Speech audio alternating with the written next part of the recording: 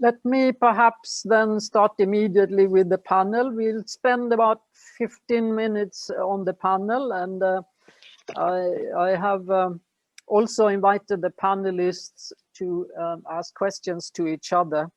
But as you can all hear, they are already referencing each other, so this interdisciplinary collaboration has already started within this group. But particularly, you know, when I look at these field hospitals and some of the, you know, I would like to ask all of you to briefly say from your perspective, how are these myths created? Who needs the myths?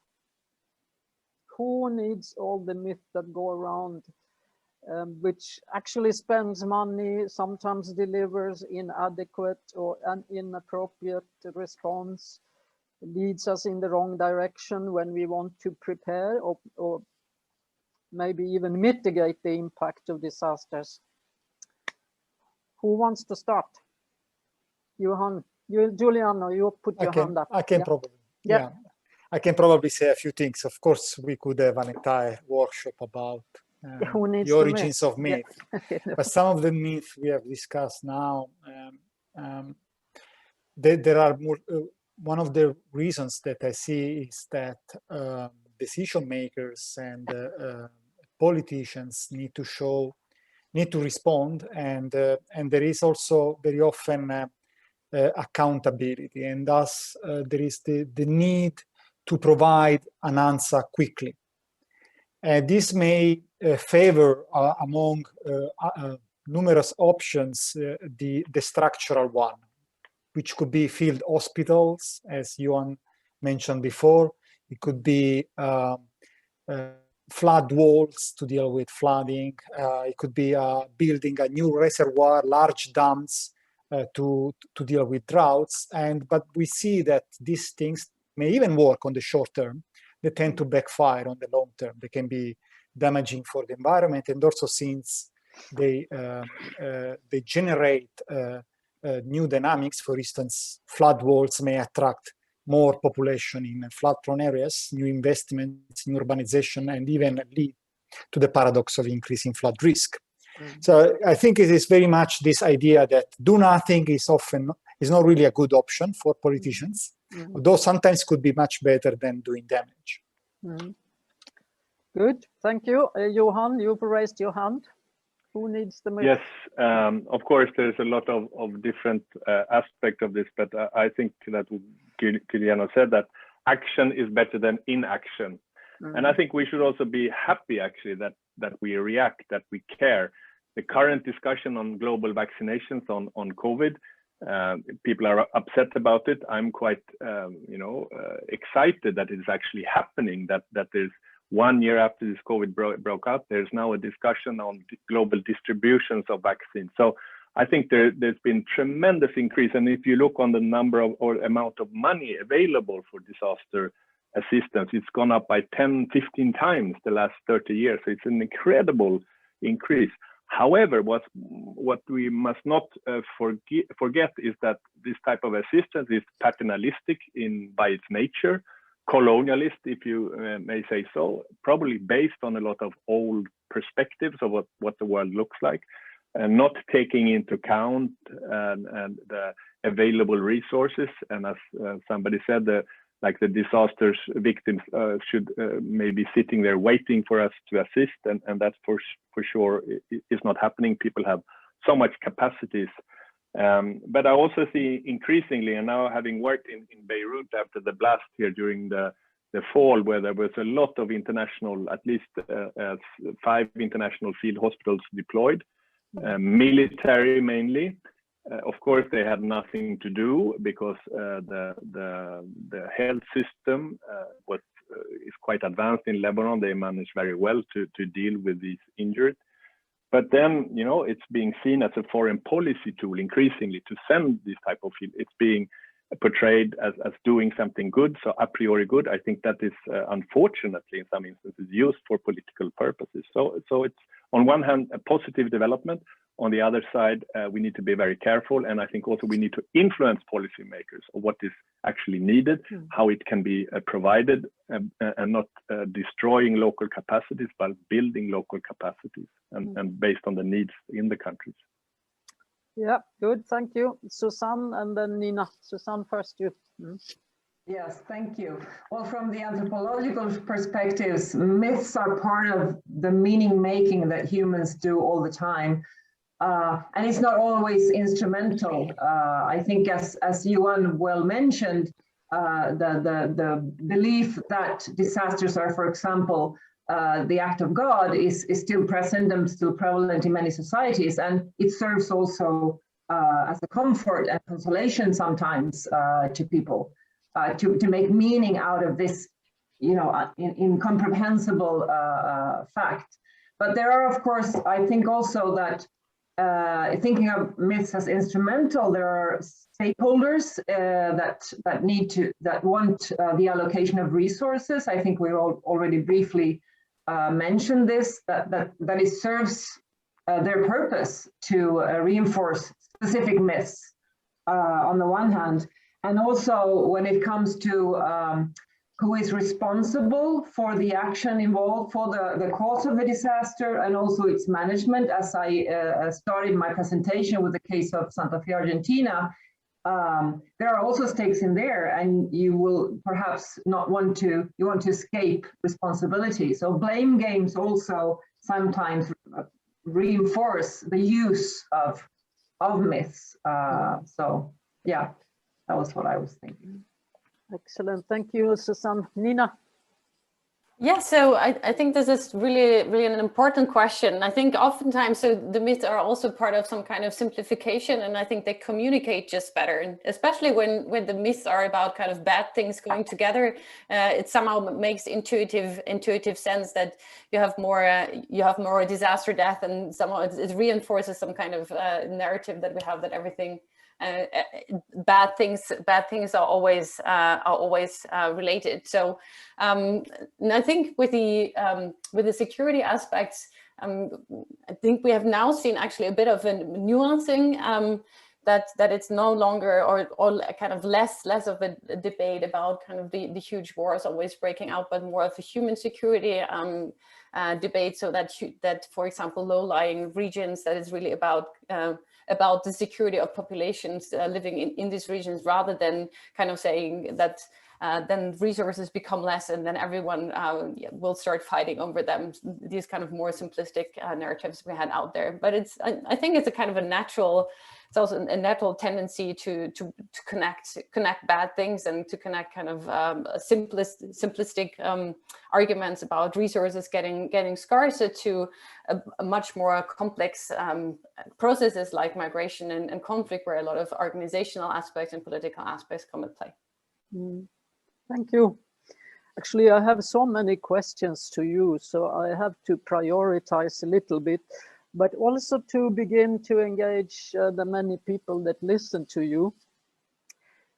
Through this, you are trying to motivate and engage many different science researchers, of course, practitioners, media, I hope, and maybe some of the so-called decision makers and policy makers that sometimes we feel live in a different world from us. They're forced by a tight time schedule, limited money to take decisions that maybe you would advise against.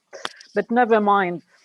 So please share some ideas about how do you see this interdisciplinarity move ahead. And quite frankly, from my experience, when I really try to get researchers to talk to me or why there isn't so much interdisciplinarity, they basically say, well, you know, it's too complicated, it takes too much time, and you know that we say that in coordination efforts as well. Sometimes it's quicker to do it yourself, but the result may not be the best.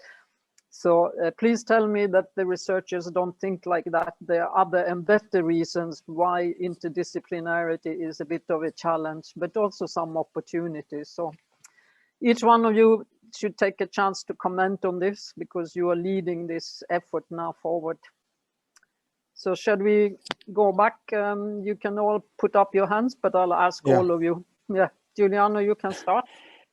I would like to say that we recently wrote a paper. I wrote a paper with Maria Ruska, who is one of the colleagues at Uppsala University, in which, again, we speak about preconception and myths when it comes to interdisciplinary collaborations.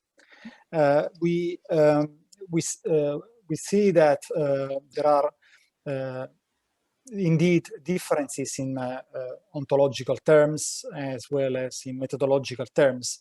But as a matter of fact, even within each discipline, there are these differences. And across the spectrum, you can find ways to collaborate. Nina and I, for instance, have been doing a lot of productive collaboration, despite we have a completely different background. So the first thing which is important for interdisciplinary collaboration is really to go beyond preconceptions. Good. Thank you. Yuan.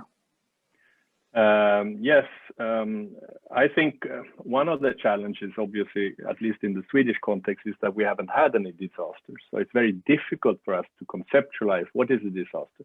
I think now with COVID-19, suddenly this is really in the focus that we start understanding that we need interdisciplinary research. And I think, I'm optimistic in that sense that we need to get together to understand. And also, as I was saying, for example, with face mask, everybody understands that we can't just focus on the mask. We have to look on behavioral science and a lot of other aspects in order to better understand each other. I think also by nature, at least when you start with the research, you tend to fence off from the outside world.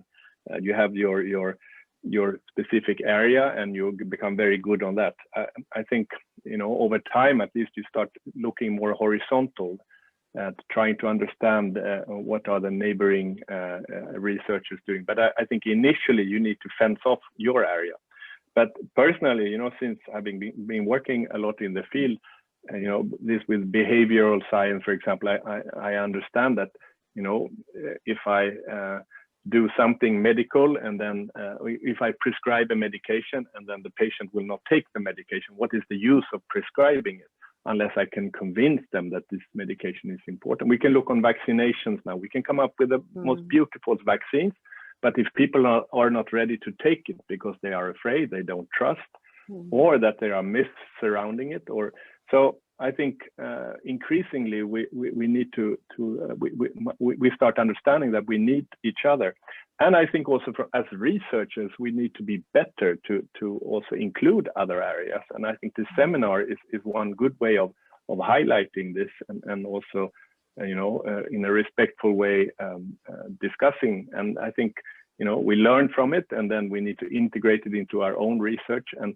hopefully also, which is a challenge, to get funding for interdisciplinary research, which has been very difficult. But I think hopefully this sort of bad, COVID epidemic will at least bring some good things, and one of them could be more and better interdisciplinary research.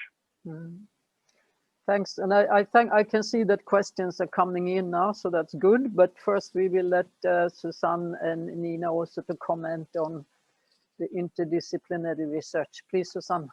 Yes, well, I think it's truly important because, of course, the real world, as it were, is interdisciplinary, right? So it's basically a result of the politics of knowledge that has made these silos that we work in. And also, of course, the fact that we specialize and all our specific sciences are each more and more specialized and so they dig deeper every time, right? So that's the consequence. Maybe it would be nice to think of these old scientists that I referred to in my presentations, these philosophers who were scientists and astronomists. I don't know what it's called in English. and medical doctors or whatever. They were bricoleurs, but knowledge doesn't work that way nowadays. So, but nevertheless, of course, I think what is most what pleases me most in working in interdisciplinary settings is that it actually makes me see my own knowledge in new ways, and it makes me ask new questions to what I already think I know. So I think we have to get out of our comfort zones as scholars, as scientists, because it is indeed comfortable I can do it better myself, you know, but we will always be stuck in that little compartment. So yeah, keep on being curious and want to learn more from others.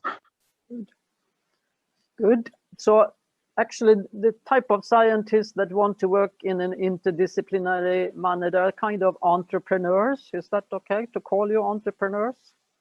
Yeah, why not? Nina, over to you. Yes, so I think the COVID crisis and also climate change and the multiple impacts that we have been discussing really show that that we need kind of these interactions because we cannot move on with our limited field, but to understand kind of the fully understand the impacts and the responses, we need this communication. And I think so if the stakes are high enough, and I think in these fields the stakes are high, and also the gains in terms of what we can learn from each other to understand these these various impacts. I think this interdisciplinary collaboration is both most needed, but also most promising, and can result in really high impact and very important publications.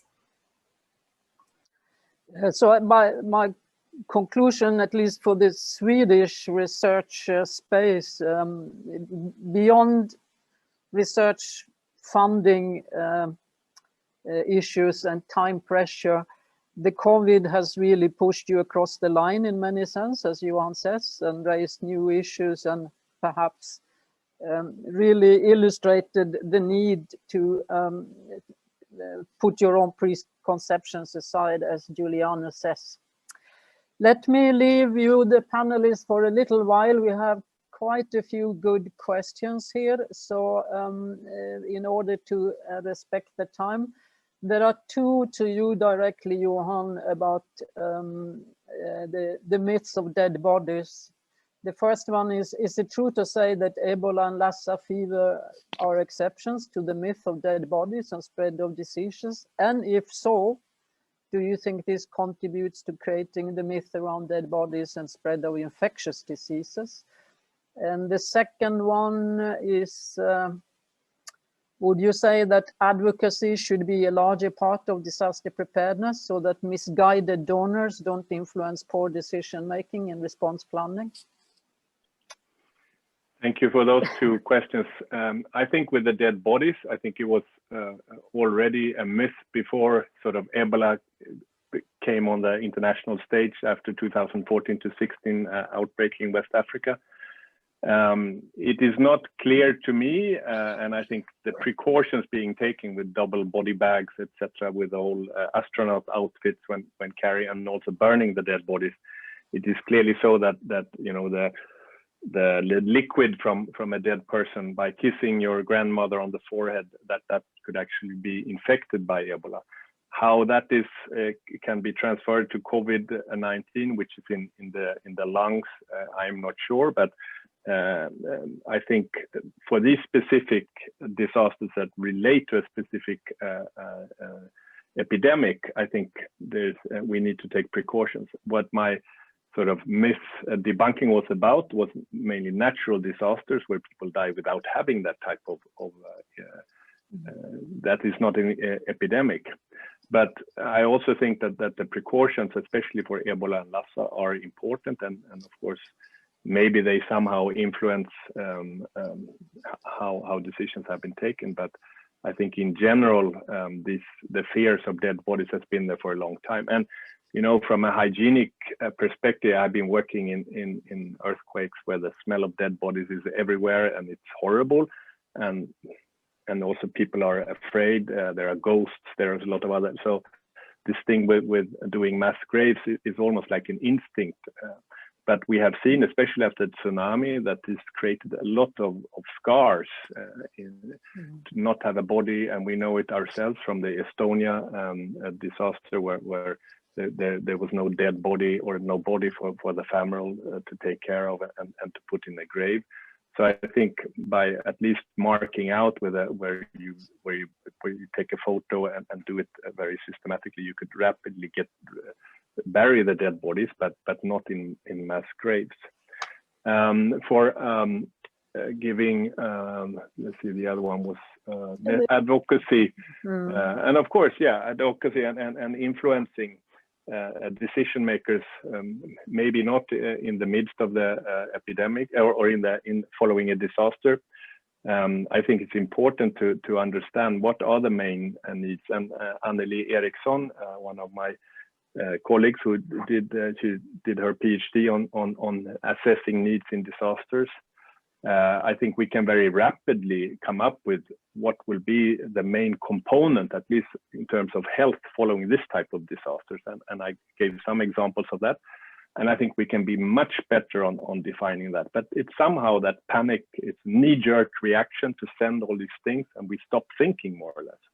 So it's a very emotional reaction, but especially for international disasters, there is time, at least half an hour, to do some good analysis, and you can do those type of rapid understanding and highlighting that also to donors. But here the interlinkages between us as researchers, we need to be better on also responding immediately, and also be, that there's linkages to institutions. And we saw this during the COVID-19 epidemic, that there's been a challenge. I've been working at Karolinska to see how we can support authorities following, for example, COVID-19, and where is the input into agencies. And it seems quite difficult, because on the receiving side, it's not really obvious that they want advice coming from outside, that there is an internal mechanism. And I think that we need to work on that. Also advising politicians, for example, I think with experts. In other countries, they have that. In the UK, they have the specific groups with researchers that give advice to politicians. We don't have that in Sweden. Now the Swedish Research Council is looking into that. How could we develop this type of advisory committees to politicians also? Great. Lucas, I will not forget your question, but I think my suggestion is to keep that for last, because it's really looking into the future. So I will just leave that and go to this difficult one from Johan Schar on the climate refugees as a headline-making concept to create fright everywhere, while it is and must be in the longer term a rational climate adaptation strategy. People will have to move out of very exposed area, we know that. So how to embrace both concepts at the same time? Nina, you get the question. Thank you. This is not an easy question, indeed, and I share your kind of concerns about it. So I think I would see this in two ways. One is of course, and emphasizing that climate change will have these impacts on human mobility, but at the same time maybe not phrasing it as a threatening kind of the climate refugees knocking on our doors, but more as a kind of a humanitarian concern, but also as an important adaptation strategy. So it's really that kind of the policy response is to strengthening the local capacities to deal with these hazards, rather than saying, so now we need to reinforce our borders because all the migrants will be flooding Europe. So kind of both acknowledging the big issue there is, but at the same time maybe not taking the step to a securitization and making it an issue that concerns border control and enforcement mainly. And maybe actually talking much more than we do today about what climate adaptation means over the coming 30-40 years. It's not enough of that, I think, because it's not a disaster, it's a sort of development concept. We have a very challenging question for each one of you, specifically from Feben Javan from Mälardalen. Did you read the question about the Tigray and the Ethiopian, where MSF reports systematic destruction of medical facilities? The Ethiopian deny, of course, unsupported reports and paternalistic approaches they blame. So at the end, he asks us, can it be considered a myth that the humanitarian response is always welcome? Johan? Yeah, so this is not new, of course, even though if humanitarian assistance a priori is considered to be good, it is not accepted. Personally, my first mission was to Afghanistan with MSF back when the Russians were still supporting the government. So I was illegally in the country. So MSF, we were running a hospital that was targeted by Russian helicopters and bomb planes. So if I had been, if they had found me, I would have been arrested for not having a visa, not being. So already there. Syria, I think, has really showed this in a new way, where the Assad regime, he says that international humanitarian law does not apply because this is a domestic, these are terrorists, so the insurgents. So those of like MSF was also working in Syria in the initially openly, but later clandestine, because they were, if had been arrested, they would have been executed as being terrorists. So I remember the advice from a colleague of mine. He was asked to say that you're a journalist, not a doctor, because if you are here as a foreign doctor, you will be considered a terrorist. So these concepts are not new, I think, but to deal with it in Ethiopia. And I remember coming back to Ethiopia in 1985 when there was a famine there.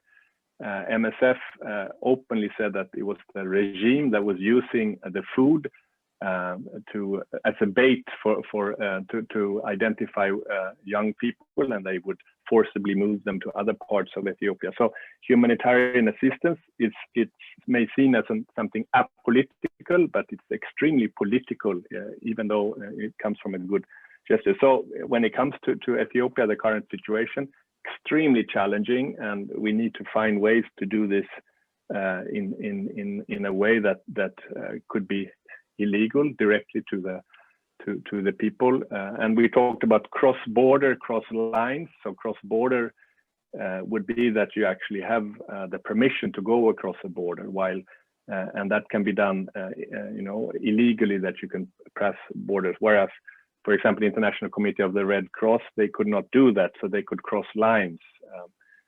Meaning that they could be, if they would be allowed to enter into these conflict areas, it would be under acceptance from the government. So very challenging, not new, and there are ways to deal with it, but they are challenging. Thanks, Johan. Just Susanne.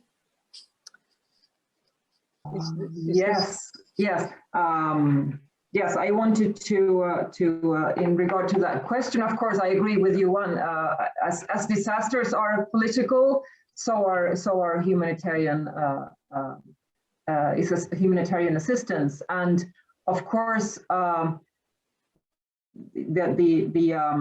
humanitarian assistance always plays into what is happening on the ground where the disaster strikes, right? So you can't get away from that. One example that came to my mind also is when, for example, governments, they can choose to ask for help or not, and also accept help or not. And it came to my mind the Katrina disaster in the US in 2005, when I think both Venezuela and Cuba offered assistance, and the US said, no, thank you. So you have that dimension too, right? It's political everywhere. And one consequence of that type of mechanism is, of course, that sometimes governments say yes or no, that can affect populations, of course, which are not necessarily benefited by governmental decisions. But indeed, it's not always welcome, for sure. No, and also thinking about everything we have discussed, and the next question that I see here, it's not always welcome, and it's not always helpful, because international aid in a scattered manner and 5 field hospitals to a place that doesn't need them causes more harm than good, unfortunately. So some governments that have built a lot of capability, they are now being a bit more strict and want better organization of the international assistance. And when we talk humanitarian assistance, I think we equate it with international assistance, but it may very well be national as well. And that's where typically most of the resources after disasters come from national resources, local, business, government, depending on where you are. So, but I think in the short response, as Susanne says to your question, is disasters are political and can become even more political, and therefore very often also humanitarian assistance becomes a bit political, can become a playing ball of politics. So up to humanitarians to be very wise and careful. We have a question here from someone who says, thanks to all of you for a great session and all panelists. And actually Gurpreet Singh is trying to, from CERN, is trying to ask you all, are these the only risks and disasters you look at? What about the coming ones, the expected increase in coming decades of next pandemic, antibiotic resistance? Actually, there are all kinds of things happening. So how aware are people in general on policy making tables about both slowly development disasters, but also the ones that we really haven't seen before, at least not in our civilization, the black swans that people talk about at times, but not every black swan is a black swan by all means, but there will be them. So who would like to widen the terrain? Giuliano, please. Yes. Well, thanks for the question. It's really relevant because indeed we are concerned about what we have seen in the past, but very often catastrophic disasters are unique combinations of contingencies that we didn't see before. Margareta mentioned the black swans, so events that could not be predicted, but that had devastating impact on human societies. And then in retrospective, we can rationalize them and think about, we could predict it. 9/11 is the typical example of a black swan event. And I think this brings to the point that it is important in what can we do about this. So the first part is related to being open about future potential crisis. Antibiotic resistance is definitely very high up in the agenda. It's also broadly discussed, but yeah, I agree, probably not sufficiently. It could be the next big thing happening in our planet. But the second thing is that we stress once more to work on the root of vulnerabilities. So what we see around the world, the COVID-19 pandemic has already shown this again. Susan mentioned it. I mean, when we look into mortality, when we look into hospitalization, we see that there are some social groups that are more affected than others. And we see this consistently throughout different type of hazards. So there is too much attention about making prediction of the type of hazard which is out there. So in my personal opinion is that if we start fighting inequalities, we are going to have positive outcomes also with respect to black swans, events that we cannot predict. But the fact that we cannot predict them doesn't mean that we cannot already do something to reduce their adverse consequences, which is reducing vulnerabilities, inequalities, and increasing resilience in it. Good, thank you. Nina, Susanne, you want to comment on this? Or I'll leave it to Johan while you think about it. Johan? Thank you. And of course, this is very central to all the discussions. And I think the concepts that we have been discussing in terms of vulnerability, resilience, and hazard are quite useful here, because we need to, when we talk about hazards, we have to think about them from an all hazards perspective, that it could be antibiotic resistance, it could be another virus, it could be global warming, it could be. So to build resilience in relation to an all hazard approach, and also, thinking about the potential black swans. And I think by preparedness, prevention, and mitigation, we can somehow prepare ourselves. And what Giuliano was saying with inequities and poverty, of course, that is at the core of vulnerability, where we need to move. I think an interesting aspect here is the risk, the concept of risk, which Giuliano also highlighted. I was in Japan 1 year after the triple disaster with Fukushima, the tsunami, and earthquake, and it was quite fascinating to travel along the coast and to see the destruction, horrible destruction, and then understanding that there was actually tsunami walls built but they were built up to 7 or 8 meters high, while the tsunami that hit was something like 12 or 14 meters. So these tsunami walls were useless. They didn't provide any protection.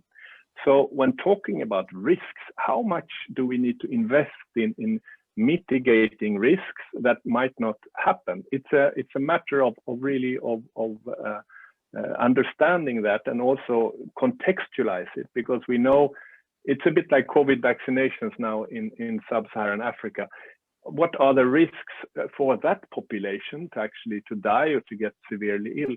Well, half of the population is under 20, so the risk for that population is quite low. If you look on mortality in COVID-19 in high-income countries, is the second cause of mortality now in the world. 10% of mortalities last year was due to COVID.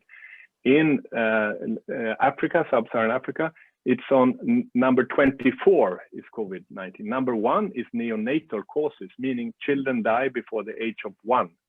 That is the majority. So it's not a big problem. It's not a big risk for that population. So should we chase everybody with an injection in Africa against COVID-19 to protect ourselves or protect them? I think here the concept of risk and a risk aversion is so important, and that needs to be on the table when we discuss this. However, that I think people translate risks to individuals, and that is a challenge here to pedagogically explain what risks are about on the global, on the population level, while still being able to discuss it on an individual level. That's good. Nina. Your microphone. Yes. Yeah. I want to add to this view, which I shared, that we should kind of focus on vulnerabilities. I want to emphasize the role of conflict there. Then this links back to the earlier discussion about Ethiopia. But really, when we think about the areas where we do have food crisis right now, and the areas that are not able to adapt to climate change and handle these crises, this is really where we do have the conflicts right now, like in Yemen or in northern Nigeria. So I think this deserves particular attention. Then I also want to emphasize kind of synergies also in terms of the causes. Many researchers, this is not kind of particularly my field, but many researchers have emphasized the potential common link between climate change and also the COVID crisis in terms of humans getting much more in contact with wildlife and the destruction of the rainforests in many regions of the world. So thinking both in terms of the synergies and in terms of strengthening resilience, but also in terms of where are root causes of some of the epidemics or some of the challenge that we see both in terms of health crisis, but also in terms of environmental crisis. I also see overlaps there that could be exploited or addressed jointly. Thanks, Nina. And Susanne? Yes, just complementing all the excellent points of view that has already been mentioning about the all hazards approach, and also, of course, of reducing vulnerability and strengthening resilience. I was just thinking that, striving to build sustainable societies, and much of this will be not solved, but you know what I mean. there will be trickle effects on risk, on vulnerability, and on resilience, I would say. Good, thank you. You know, now we have to say that all the questions that we are not answering now, we will answer you, or the Karolinska Uppsala team will answer you by mail and come back to you, because we are quickly approaching 4 o'clock. And I would like to talk about the future a bit. We have a message from Maud Fröberg, who is actually the Swedish Red Cross, and she is highlighting to us that while we've been talking here, there has been a horrific fire in the Cox's Bazar refugee area. And those of you who have seen it, you can imagine the consequences. But what she highlights is the enormous local response that through the years has built capacity for people to save themselves and their belongings there. So I will go back to Luca's question. I hope he's still with us now. To all the panelists, actually it's a short question, but maybe a long answer. So please just use a couple of minutes each one of you. What advice would you as a panel give to future students, researchers, policymakers, and how to best face, handle, and prepare for coming global disasters? And now, panelists, this is your opportunity to recruit interested people to the Center of Interdisciplinary Experiments. So over to you. What ideas do you have? Susanne, you still have your hand up, so maybe you want to start. No, she says. Let me think 30 more seconds. Yes, okay. Giuliano. Okay, I can start. And yep. I will strongly advise students to follow an interdisciplinary path. And the reasons for this is what we have been discussing today, which is that current problems are multifaceted, and there are multiple dimensions. My background, for instance, is in hydrology, and hydrologists alone cannot solve all flooding problems. Same way as virologists alone cannot fix the COVID-19 pandemic. So problems today require this type of expertise. But I also would like to give another type of reasons for doing this, which is much more fun. It's much more interesting. I mean, you may get bored to do too much narrow into the discipline. So what we try to do, for instance, in our center in CNDS, the Center for Natural Hazards and Disaster Science, is to think in terms of a T-shaped profile. So students, they specialize on a discipline, but they also are able to have conversations across multiple disciplines. So the idea is that you go deep on some topic during a master thesis or during a PhD. At the same time, you keep a big picture. So this is a way to avoid the tunnel vision I was speaking before. Mm. If you just look at one aspect, one risk, one goal, you may end up with some misconception or myth. But if you try to keep your mind open while going at the same time deep on some specific aspects. That's excellent and fun. So let's see who is next then. Who wants to take the ball? Johan. Yes, so of course we need more students, and we need to build a new generation. That's obvious. It has to be interdisciplinary, but also transcultural. So we need to have students from all over the world. And for example, we run an Erasmus Mundus course with participants from all over the world that come to Karolinska and spend one semester with us. They are from all different disciplines. We have lawyers, we have political scientists with that type of background, and we give them knowledge on public health in disasters. So as a clinician, if you're a nurse or a doctor, I think it's very important to get an understanding of public health, which unfortunately is not very well taught in medical schools and nursing schools. So that would be something to look into. So trying to increase your knowledge. I would also very much encourage, especially if you come from a high income country, and as we have been talking, most disasters so far has primarily occurred in more low resource settings. So you need to have an understanding of what it means to live and to be in a country with limited resources and to have that perspective. Otherwise, I think we can tend to make preconceived judgments, and also to meet and understand the challenges of working in that type of context. So building both knowledge and experience, and then of course participate in university work.